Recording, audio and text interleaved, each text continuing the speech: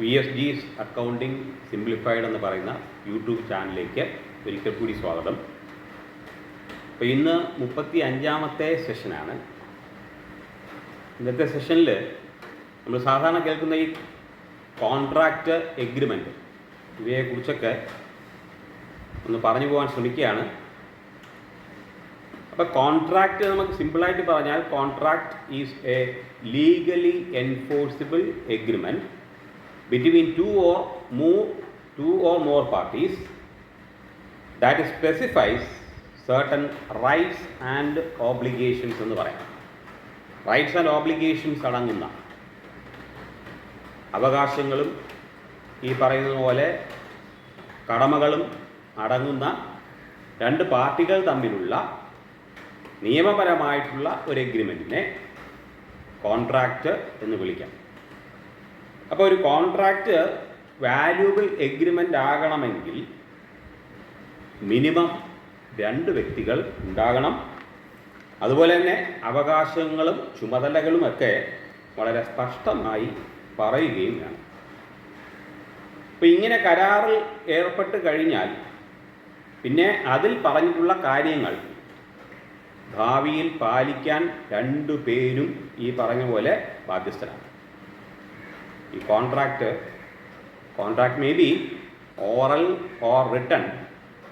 എന്നാൽ റിട്ടൺ കോൺട്രാക്റ്റുകൾക്ക് ആണ് സാധാരണ എൻഫോഴ്സിബിലിറ്റി കൂടുതൽ. ഒരു എഗ്രിമെൻ്റ് അല്ലെങ്കിൽ ഒരു കോൺട്രാക്റ്റ് ഓറലായിട്ടും നടത്താം. പക്ഷേ ലീഗലി എൻഫോഴ്സിബിൾ ആകണമെങ്കിൽ റിട്ടൺ കോൺട്രാക്റ്റ് തന്നെ ആകണം നിയമത്തിൽ പറയുന്നത്.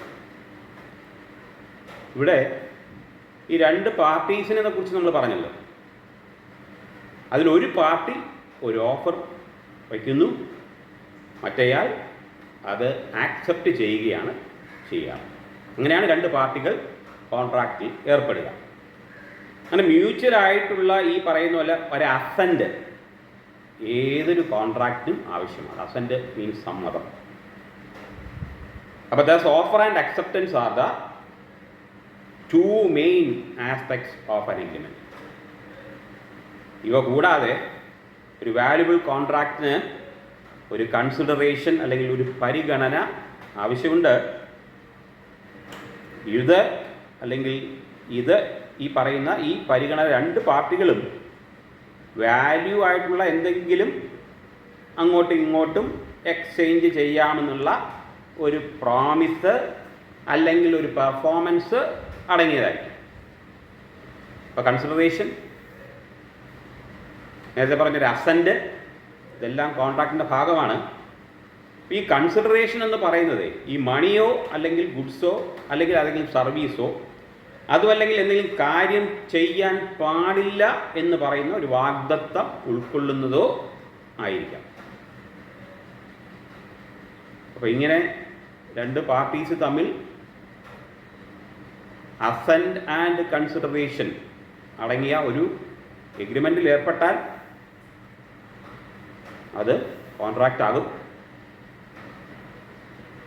Parties entering into a contract must have the legal capacity to do so എന്നാണ് ആക്ട് പറയുക.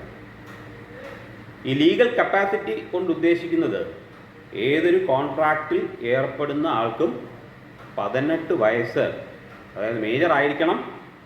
അതുപോലെ തന്നെ പറഞ്ഞാൽ മനസ്സിലാവുകയും അല്ലെങ്കിൽ ആ പറഞ്ഞാൽ മനസ്സിലാകുന്ന മെൻ്റൽ കപ്പാസിറ്റി ഉള്ള ആളും ആയിരിക്കണം.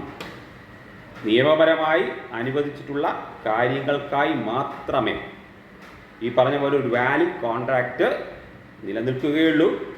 അതായത് ലീഗൽ അല്ലാത്തതോ പബ്ലിക് പോളിസിക്ക് എതിരായതോ ആയ കോൺട്രാക്റ്റുകൾക്ക് നിയമത്തിൻ്റെ പിൻബലം ലഭിക്കുകയില്ല. അപ്പോൾ നേരത്തെ പറഞ്ഞ പോലെ മേജർ ആവണം, അതുപോലെ തന്നെ സൗണ്ടായിട്ടുള്ള മൈൻഡ് ഉണ്ടാവണം. അൺസൗണ്ട് മൈൻഡ് ആയിട്ടുള്ള ആൾക്കാർക്ക് കോൺട്രാക്റ്റിൽ ഏർപ്പെട്ടാൽ ആ കോൺട്രാക്റ്റ് വോയിഡാണ്, അതായത് വാലിഡിറ്റി ഇല്ല. അപ്പോൾ നിയമത്തിൻ്റെ പിൻബലം കിട്ടണമെങ്കിൽ ഈ പറയുന്ന പബ്ലിക് പോളിസിക്ക് കൂടെ നിരക്കുന്ന കാര്യങ്ങൾക്ക് വേണം ഒരു കോൺട്രാക്റ്റ് തയ്യാറാക്കാൻ. ഈ പറഞ്ഞ പോലെ റിസ്ക് ഓഫ് ഡിസ്പ്യൂട്ടും അതുപോലെ തന്നെ മിസ്അണ്ടർസ്റ്റാൻഡിങ് ഒഴിവാക്കാൻ വേണ്ടിയിട്ട് രണ്ട് പാർട്ടീസും ഒരു കോൺട്രാക്റ്റിൽ സൈൻ ചെയ്യണം. അങ്ങനെ സൈൻ ചെയ്യുന്നതിന് മുമ്പ് ഈ രണ്ട് പാർട്ടീസും കാര്യങ്ങൾ വ്യക്തമായി മനസ്സിലാക്കിയിരിക്കണം എന്നുള്ളത് നിർബന്ധമുണ്ട്. അതുപോലെ തന്നെ ഒരു എഗ്രിമെൻ്റ് വാലിഡ് കോൺട്രാക്റ്റ് ആകണമെങ്കിൽ it must be signed by both the parties. രണ്ട് പാർട്ടികളും സൈൻ ചെയ്ത്, അതായത് വായിച്ചു നോക്കി അസൻ്റ് അങ്ങോട്ടും ഇങ്ങോട്ടും അസൻ്റ് കൈമാറിയാൽ ഒരാൾ ഭാവിയിൽ എന്തെങ്കിലും ചെയ്തു കൊള്ളാമെന്നുള്ള വാഗ്ദത്തം കൊടുക്കും, മറ്റേ ആൾ അത് അംഗീകരിക്കും.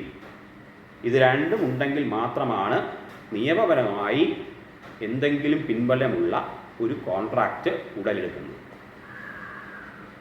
ഈ കോൺട്രാക്റ്റുകൾക്ക് എക്സാമ്പിൾ ഒരുപാടുണ്ട്. ഒന്ന് രണ്ടെണ്ണം ഞാൻ പറഞ്ഞു പോകാം. A contract for the purchase of goods like A car അല്ലെങ്കിൽ ഹൗസ്, ഇതൊരു കോൺട്രാക്റ്റാണ്. പിന്നീടുള്ള ഒരു ഡെലിവറി ഡേറ്റിൽ ഇതിലേതെങ്കിലും, അതായത് ഒരു ഹൗസോ ഒരു കാറോ വാങ്ങുവാൻ വേണ്ടിയിട്ട് പേയ്മെൻറ്റിൻ്റെ രീതികൾ ഉൾപ്പെടെ നിർണയിച്ചുകൊണ്ട് ഒരു കോൺട്രാക്റ്റിൽ ഏർപ്പെടാം. അപ്പോൾ ഒരു ബയർ ആൻഡ് സെല്ലർ ഒരു കോൺട്രാക്റ്റ് ഉണ്ടാക്കാം. ഇനി അല്ലെങ്കിൽ സാലറി, അതുപോലെ തന്നെ ജോബ് ഡ്യൂട്ടീസ്, അതുപോലെ ടെർമിനേഷൻ ക്ലോസസ്, ഇവയെല്ലാം ഉൾക്കൊള്ളിച്ചുകൊണ്ട് എംപ്ലോയർക്കും എംപ്ലോയിക്കും തമ്മിലും ഒരു കോൺട്രാക്റ്റിൽ ഏർപ്പെടാം. അപ്പോൾ എംപ്ലോയി റിലേഷൻഷിപ്പിൽ നിന്നും ഒരു കോൺട്രാക്റ്റ് ഉടലെടുക്കാം. ഇനി അഥവാ റെൻ്റ്, അതുപോലെ തന്നെ ഡ്യൂറേഷൻ ഓഫ് ലീസ് എന്നിവ സ്പെസിഫൈ ചെയ്തുകൊണ്ട് റിയൽ എസ്റ്റേറ്റിൻ്റെ കോൺട്രാക്റ്റിൽ ഏർപ്പെടാം. അപ്പോൾ അവിടെ ലാൻഡ് ഓണറും ടെനൻറ്റും തമ്മിലുള്ള റിലേഷൻഷിപ്പിൽ നിന്നൊരു കോൺട്രാക്റ്റാണ്. ഏതെങ്കിലും ബിൽഡിംഗ് വാടകയ്ക്ക് എടുക്കുകയോ ഏതെങ്കിലും പ്രോപ്പർട്ടി ലീസിനെടുക്കുകയോ ചെയ്യുമ്പോൾ ഒരു കോൺട്രാക്റ്റിൽ ഏർപ്പെടാം. അവിടെ ആദ്യം പറയാം എഗ്രിമെൻ്റ് ആണ്. ആ എഗ്രിമെൻ്റ് ഈ രണ്ട് ക്ലാസുകൾ മെയിനായിട്ട്, ഒരു അസൻറ്റും ഉണ്ടാവണം, ഒരു കൺസിഡറേഷൻ ഉണ്ടാവണം, അങ്ങനെ ഉൾപ്പെടെ ഈ പറയുന്ന പോലെ റെൻ്റ് എഗ്രിമെൻറ്റ് അത് ബോത്ത് ദ പാർട്ടി സൈൻ ചെയ്യുക, അതായത് ലാൻഡ് ഓണറും ടെനൻറ്റും സൈൻ ചെയ്ത് കഴിഞ്ഞാൽ അതും ഒരു വാലിഡ് കോൺട്രാക്റ്റിന് ഉദാഹരണമാണ്. ഇതുകൂടാതെ ഏതെങ്കിലും കൺസൈൻമെൻറ്റ് വരുത്താൻ വേണ്ടിയിട്ട് കൺസൈനറും കൺസൈനിങ് തമ്മിൽ ഒരു കോൺട്രാക്റ്റിൽ ഏർപ്പെടാം. പ്രിൻസിപ്പൽ, ഏജൻറ്റ് എന്നീ പറയുന്ന റിലേഷൻഷിപ്പിൽ നിന്നും ഈ പറഞ്ഞ പോലെ കോൺട്രാക്റ്റ് ഉടലെടുക്കാം. അതുപോലെ ട്രാൻസ്ഫറി, എൻഡോഴ്സി, ഈ പറയുന്ന ബന്ധങ്ങളിൽ നിന്നെല്ലാം കോൺട്രാക്റ്റുകൾ പല സന്ദർഭങ്ങളിൽ ഉണ്ടാകാം. ഇനി ഞാനെൻ്റെ ഓപ്പണിങ്ങിൽ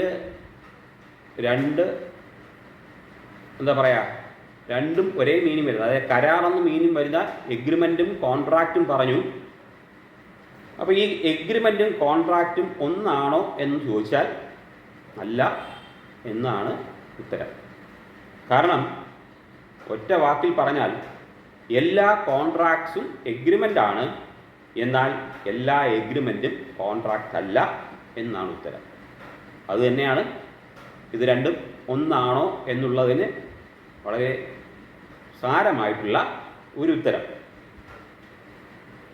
ഈ രണ്ട് പാർട്ടികൾ തമ്മിലുള്ള അണ്ടർസ്റ്റാൻഡിങ്സ് ഒരു അറേഞ്ച്മെൻറ്റോ അല്ലെങ്കിൽ ഈ പറഞ്ഞ പോലെ തമ്മിലുള്ള അണ്ടർസ്റ്റാൻഡിങ്ങോ ഒരു അറേഞ്ച്മെൻറ്റോ ഒരു എഗ്രിമെൻ്റ് ആകാം. എന്നാൽ ലീഗൽ ബൈൻഡിങ് ഉള്ള, അതുപോലെ ഭാവിയിൽ നടക്കുമെന്ന് ഉറപ്പുള്ള എഗ്രിമെൻറ്റുകൾ മാത്രമേ കോൺട്രാക്റ്റുകൾ ആവുകയുള്ളൂ. അതായത് എഗ്രിമെൻ്റ് ഫോമലോ ഇൻഫോമലോ വാക്കാലുള്ളതോ എഴുതപ്പെട്ടതോ ആകാം. എന്നാൽ ഫോമലായ എഴുതപ്പെട്ട എഗ്രിമെൻറ്റുകളെ മാത്രമേ കോൺട്രാക്ട്സ് എന്ന് വിളിക്കാൻ കഴിയൂ. അതുകൊണ്ടാണ് നിയമപരമായ എൻഫോഴ്സ്മെൻറ്റിന് വേണ്ടി നമ്മൾ ചില എഗ്രിമെൻറ്റുകൾ അല്ലെങ്കിൽ എഗ്രിമെൻറ്റുകളിൽ ഏർപ്പെടുമ്പോൾ ബോണ്ട് പേപ്പറിലോ അല്ലെങ്കിൽ പത്രത്തിലോ ആണ് ആ എഗ്രിമെൻ്റ് ഉണ്ടാക്കുന്നത്. അപ്പോൾ ഈ പറഞ്ഞ പോലെ ഇൻഫോർമൽ അറേഞ്ച്മെൻറ്റ്സ് നടത്തിക്കൊണ്ട് ഒരു ലഞ്ചിന് ക്ഷണിച്ചാൽ പോലും അതൊരു എഗ്രിമെൻ്റ് ആകും. അപ്പോൾ ഈ പറഞ്ഞ പോലെ കോൺട്രാക്റ്റിന് നമ്മൾ ഏതെങ്കിലും ലാൻഡ് ട്രാൻസ്ഫർ ചെയ്യാൻ മുദ്രപത്രത്തിലാണ് സാധാരണ നമ്മൾ പറയാറുള്ള പ്രമാണം ചെയ്യാറ്.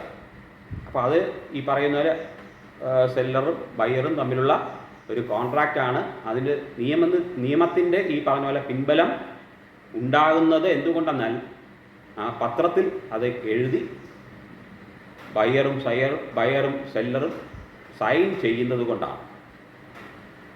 അപ്പോൾ അങ്ങനെ നിയമത്തിൻ്റെ പിൻബലമുള്ള ഒരു ഏർപ്പാട് അല്ലെങ്കിൽ ഇടപാടിനെ മാത്രമേ നമുക്ക് കോൺട്രാക്റ്റ് എന്ന് പറയാൻ പറ്റുള്ളൂ. ഒരു ബസ്സിൽ കയറി ടിക്കറ്റ് എടുത്താൽ അതൊരു എഗ്രിമെൻ്റ് തന്നെയാണ്. കാരണം നമ്മളെ അവിടെ നമ്മൾ പറയുന്ന സ്ഥലത്ത് എത്തിക്കാമെന്നുള്ള ഒരു എഗ്രിമെൻ്റ്. വേറെ ഏതെങ്കിലും ടൂർ പോകാനായിട്ട് ഏതെങ്കിലും ഒരു ഈ പറയുന്ന പോലെ ട്രാവൽ ഏജൻസിയുമായിട്ടൊരു കോൺട്രാക്റ്റ് ഉണ്ടാക്കി അവിടെ ഈ പറഞ്ഞ പോലെ രണ്ട് പാർട്ടീസും സൈൻ ചെയ്യണം.